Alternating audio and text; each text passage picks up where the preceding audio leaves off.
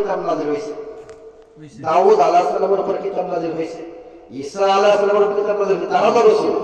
কিন্তু তাদের কাউকে না নিয়ে মুহাম্মদ সাল্লাল্লাহু আলাইহি ওয়াসাল্লাম আল্লাহ এক এক করে দাওয়াত করে নিয়ে মেরাজের ঘটনা ঘটায় দিলেন। হ্যাঁ, ওনাকে দাওয়াত করে নিলেন, অন্য রাসূলকে দিলেন না। যদি প্রশ্ন করা হয় মুহাম্মদ সাল্লাল্লাহু আলাইহি ওয়াসাল্লাম আল্লাহর রাসূল, ঈসা নবী আল্লাহর রাসূল, মুসা নবী আল্লাহর রাসূল, পার্থক্য কি, কেন দিলেন না আল্লাহ তাদেরকে? এখানে একটা প্রশ্ন দেবে না? আচ্ছা, যদি বলে যে নবী, তাহলে অন্যান্য নবী আছে, এরাও তো প্রশ্ন করতে পারে আমরা তো নবী, আমাদের নিলেন না।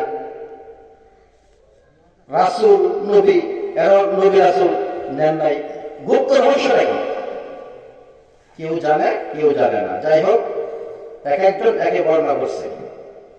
আমি আপনাদের সামনে শুরুতে আল্লাহ রাসূল সাল্লাল্লাহু আলাইহি ওয়াসাল্লাম লক্ষ্য করে 11টা সালাম দিছি। 11টা, অনেকে 4টা দেয়, আমি 11টা সালাম দিছি। যদি প্রশ্ন করা হয় মুসা নবী কি আল্লাহর নবী, আল্লাহর রাসূল, মুহাম্মদ সাল্লাল্লাহু আলাইহি ওয়াসাল্লাম কি আল্লাহর নবী, আল্লাহর রাসূল, পার্থক্য কই? পার্থক্য আছে। কি পার্থক্য? আল্লাহ রাব্বুল আলামিন দেখে বলেন, হে মুসা, হে ঈসা, হে দাউদ, তোমরা আমার নবী, আমার রাসূল সত্য। মুহাম্মদ সাল্লাল্লাহু আলাইহি ওয়াসাল্লাম আমার নবী, আমার রাসূল সত্য, কোনো সন্দেহ নাই। কিন্তু তোমরা তো কেউ নবীকুল সরদার না। বুঝতেছেন নাকি?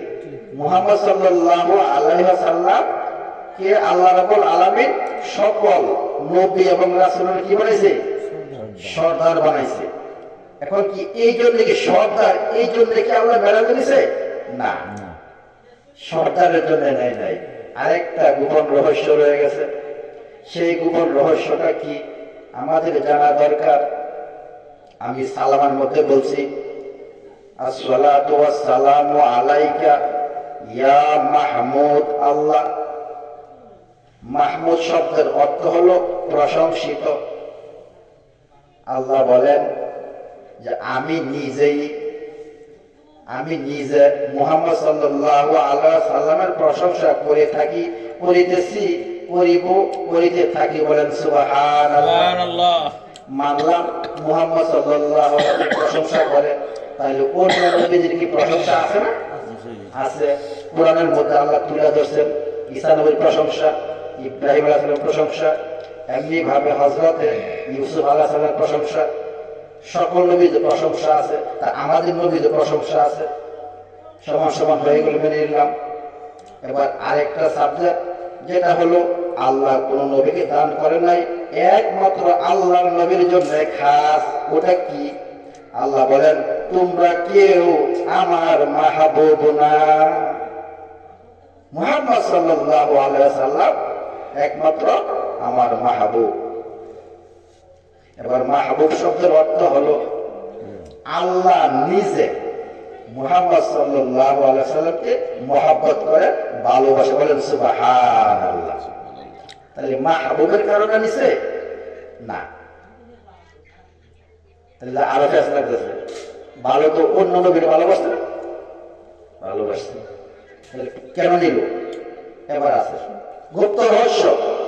মূল কারণ কি? মেরাজে কেন দিছে? এখন আসতেছে।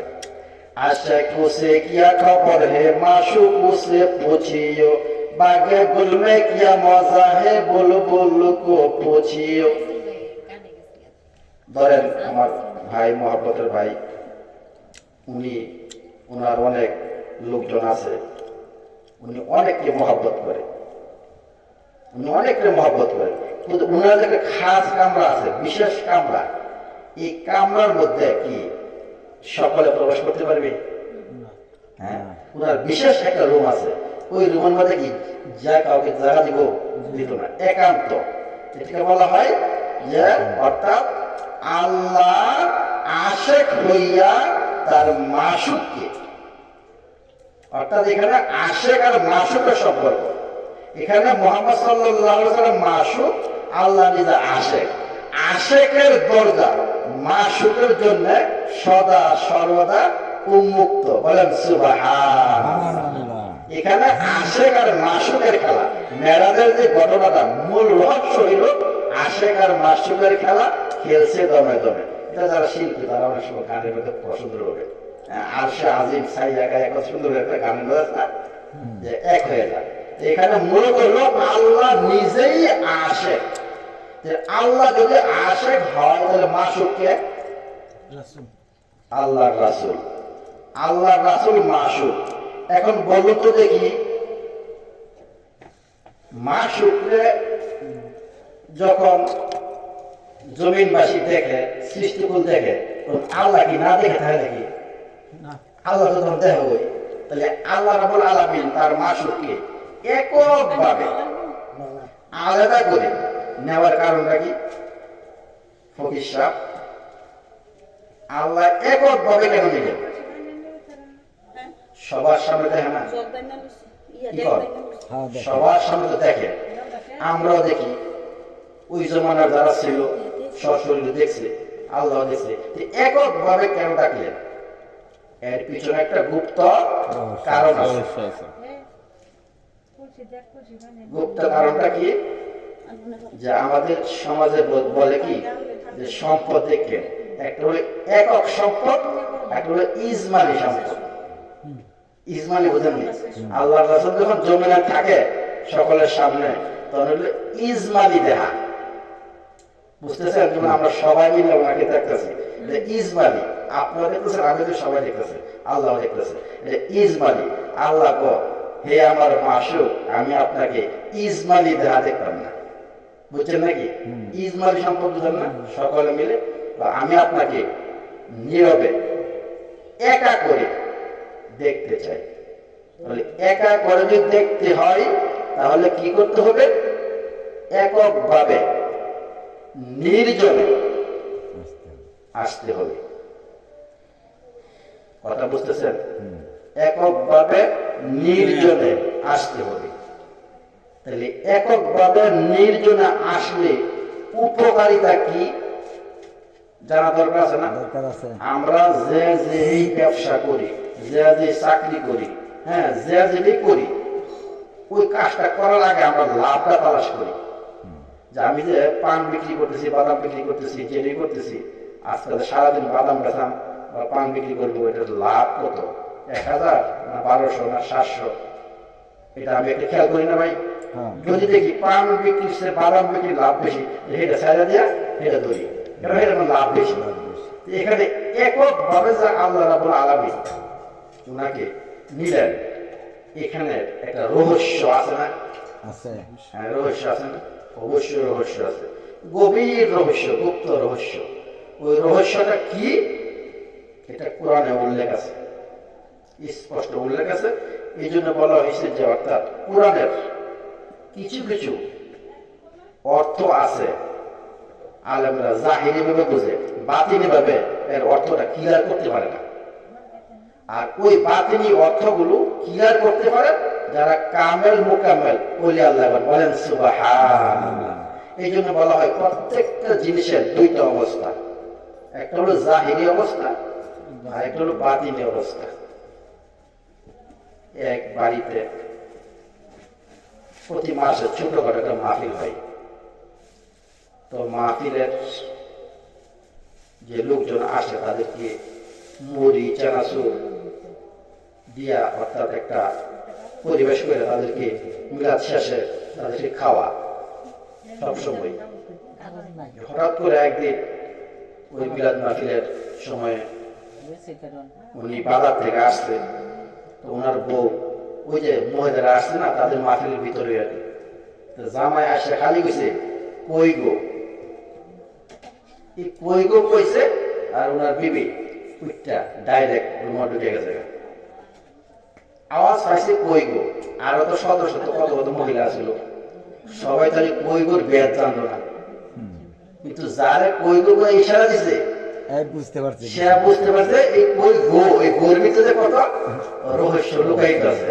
এই জন্য বলা হয়েছে आशिक उसे क्या खबर है, माशूक उसे पूछियो, बागे गुल में किया मौजा है, बोल बोल को पूछियो। এখন আশেকের হৃদয়ে কি বিরাজ করতেছে যে মাসুকের অন্তরে জানা আছে, ঠিক কিনা? মাসুকের অন্তরে জানা আছে। তো উনি কইছে কই গো, উনি ওইটা দৌড়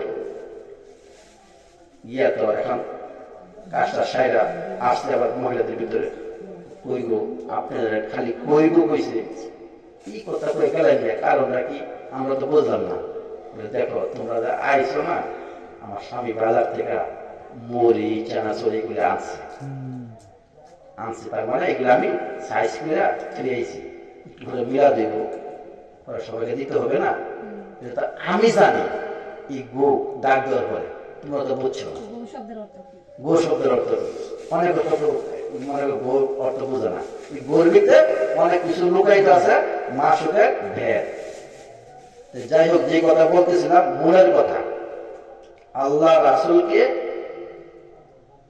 এককভাবে নিছে কি লক্ষ্যে? গভীর মনোযোগ, একটাই লক্ষ্য। সেই লক্ষ্যটা কি? যে হে আমার মাসুক, আপনার উম্মতের যে পরিস্থিতি, জান্নাত জাহান্নাম যা কিছু আছে সব কিছু এগুলি দেখাইছে, সব কিছু দেখাইয়া এবার শেষে একটা জিনিস দান করছে। সেই জিনিসটা কি? জালালে গানের মধ্যে কইছে, ফাইলো কি দন কইল না রে, তাই কান্দে জালালের মন। অর্থাৎ আমরা প্রতিদিন যে সূরা পড়ি, ইহদিনাস সিরাতাল মুস্তাকিম সিরাতাল লাযিনা আনআমতা আলাইহিম গায়রিল মাগদুবি আলাইহিম ওয়াদ-দাল্লিন, শেষে পড়ি যে আল্লাহ আমাদেরকে সঠিক সরল পথে পরিচালিত করো, তাদের পথে যারা তোমার অনুগ্রহপ্রাপ্ত নিয়ামতপ্রাপ্ত, আর তাদের পথে নয় যারা গজবপ্রাপ্ত পথভ্রষ্ট। কি বোঝা গেল? আল্লাহ রাসূলকে এটাই বোঝাই দিল যে আপনার উম্মত দুই দলে বিভক্ত, হয়তো সে পথভ্রষ্ট আর নচেত পথ প্রাপ্ত, সুপথ প্রাপ্ত। দুইটা অবস্থা, প্রত্যেকটা নারী পুরুষ আমাদের সবাই এক অবস্থা, হয়তো আমি পথভ্রষ্ট, আমাদের সুপথ প্রাপ্ত। এখন আমরা সুপথ প্রাপ্ত না পথভ্রষ্ট, এটা কেমনে বুঝলাম? কথা বুঝতেছেন? আমরা কি সুপথ প্রাপ্ত না পথভ্রষ্ট, এটা আমাদের জানা দরকার না? জানা দরকার। পবিত্র কোরআন কারিমে আল্লাহ রাব্বুল আলামিন ইরশাদ ফরমান, মা ইয়াহদিল্লাহু ফাহুয়াল মুহতাদ ওয়া মা ইউদ্লিল ফালান তাজিদ লাহু ওয়ালিয়্যান মুরশিদা। যার মুর্শিদ নাই, অর্থাৎ পথ প্রদর্শক অভিভাবক নাই, সেই পথভ্রষ্ট। দলিল আল কোরআন, আর দালিল মিনাল কোরআন, কোরআন থেকে দলিল। মা ইয়াহদিল্লাহু ফাহুয়াল মুহতাদ ওয়া মা ইউদ্লিল ফালান তাজিদ লাহু ওয়ালিয়্যান মুরশিদা। যার পথ প্রদর্শক অভিভাবক নাই, সেই পথভ্রষ্ট। এর চাইতে বড় কোনো দলিল আর হতে পারে না, কোরআনের চাইতে বড় কোনো দলিল আর নাই। কথা বুঝতেছেন? যার কি নাই? পথ প্রদর্শক অভিভাবক নাই। এটা বারবার বলার অর্থ কি, এটা বুঝে নেবেন। যার পথ প্রদর্শক অভিভাবক নাই, সে পথভ্রষ্ট। কি ভাই? স্পষ্ট কথা। যার মুর্শিদ নাই, পথ প্রদর্শক অভিভাবক নাই, সেই কি পথভ্রষ্ট। এবার মুর্শিদ শব্দের অর্থ হলো পথ প্রদর্শক। এখন বলুন তো দেখি, পথ প্রদর্শক কে? এটা কিন্তু তোমার জানতে হবে। একদল ফির মরিদ সুদ্ধা জাহান্নামে দেব, সিরিয়াল দেব, জাহান্নামে থেকে এটা ইয়ে কইব, মরিদ কইব, হুজুর কি গতি আমাদের, এটা ভাই সব আমার এই অবস্থাটাই। বুঝতেছেন? ফিরও জাহান্নামে, মরিদও জাহান্নামে। কি বলা হয়েছে? নিজে কানা পথ চিনে না, অন্যের দেখে বারংবার, নিজেই কানা। আমি যাবো ঢাকা, ঢাকার কোন গাড়িটা কোন সময় যা, সবসময় আমার বড় ভাই বিআরটিসিতে যা, অন্য গাড়িতে যা, উনি চিনে, যে নাকি সফরের জ্ঞান আছে, যে রাস্তা চিনে সঠিক সত্য, তার কাছে গেলে আমি ওই ঢাকার গলি গলির সন্ধান তার কাছে পাবো। আর যে না চিনে একটু আবাই তোর টিকিট কেটে দিই, 500 না লইয়া বাঁকবো। কথা বুঝতেছেন নাকি? গভীর কথা। তাহলে এখানে কি করতে হবে? মসজিদ ধরতেই হবে হুকুম, যার মসজিদে পথভ্রষ্ট। আর মসজিদটা কে? মসজিদের বেদ বুঝতে হবে। হাকিকতে মসজিদ আমরা যে বলি লা ইলাহা ইল্লাল্লাহ মুহাম্মাদুর রাসূলুল্লাহ, মুহাম্মদ সাল্লাল্লাহু আলাইহি ওয়াসাল্লাম কার রাসূল? আল্লাহর রাসূল। কার রাসূল? আল্লাহর রাসূল। কোন সন্দেহ আছে? মুহাম্মাদুর রাসূলুল্লাহ, অর্থাৎ মুহাম্মদ সাল্লাল্লাহু আলাইহি ওয়াসাল্লাম আল্লাহর রাসূল। এইবার আল্লাহর রাসূল আমাদের কি সম্পর্কে? আমাদের নবী। এই যে লাগছে ফেস। অনেকে কিন্তু এখানে মানে বড় বড় আলেমরাও এবং বড় বড় ব্যক্তিরা ভুল করে। আমরা পড়তেছি মুহাম্মদ সাল্লাল্লাহু আলাইহি ওয়াসাল্লাম আল্লাহর রাসূল, আল্লাহর নবী, এটা বারবার স্বীকার করতেছি। মুহাম্মদ সাল্লাল্লাহু আলাইহি ওয়াসাল্লাম কার রাসূল? আল্লাহর রাসূল। নবী কার? আল্লাহর নবী। তা আমাদের এটাই জানা ফরজ আইন। কালিমা পাঠ করা যেমন ফরজ আইন ইমান আনা, সাথে সাথে মুহাম্মদ সাল্লাল্লাহু আলাইহি ওয়াসাল্লাম, আমরা মুহাম্মদ সাল্লাল্লাহু আলাইহি ওয়াসাল্লামের উম্মত, এটা সত্য, কিন্তু উম্মতের সাথে রাসূলের সাথে সম্পর্কটা কি এটা জানতে হবে। খুব খেয়াল। যদি প্রশ্ন করা হয়, এই বাবা উনি তোমার কি লাগে? বলছে আমার বাবা। সম্পর্ক কি? বাবা। আপনার কি লাগে? সন্তান। সম্পর্ক পাই গেলাম।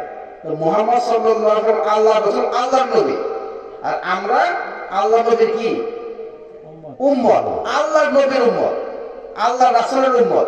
রাসূল আমার কি? আমার সাথে আমার কি সম্পর্ক এটা জানা ফরজ। কথা কি বুঝতেছেন? কষ্ট হতেছে? মুহাম্মদ আল্লাহর রাসূল, মুহাম্মদ সাল্লাল্লাহু আলাইহি ওয়াসাল্লামের উম্মত আমরা, কিন্তু আল্লাহর রাসূল আমার সম্পর্ক কি এটা জানতে হবে। এটা হাকিকত। একটু আগে আয়াতটা বলছি না, মা ইয়াহদিল্লাহু ফাহুয়াল মুহতাদ ওয়া মা ইউদ্লিল ফালা মুতাজিদ লাহু ওয়ালিয়্যাম মুরশিদা। এখানে লা ইলাহা ইল্লাল্লাহ মুহাম্মাদুর রাসূলুল্লাহ বলার পরে আরেকটা কালাম